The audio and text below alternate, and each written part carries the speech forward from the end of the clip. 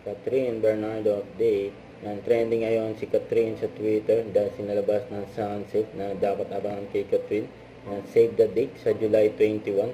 Sabi dito, no dandruff nga pero dry hair naman, don't settle. Yan, choosing between dandruff-free or healthy smooth hair, you don't have to. A new solution is coming this July 21, 2024 for sunset ni Catherine. Yun,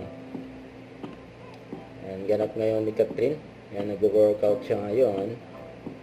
Yan, training session. Yan, kasama ni Catherine. Siyempre yung coach niya, Coach Mauro. Yun, nakit pa nga ni Catherine.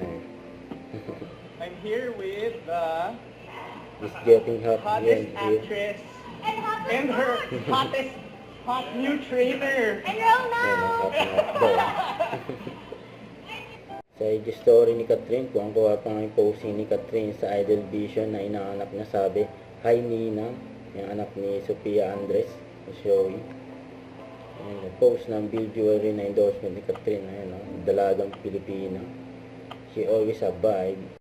Huwag kalimutan mag-subscribe, click ang notification bell for more update. Ito na po ang mature reaction vlog. Bye guys, thanks for watching.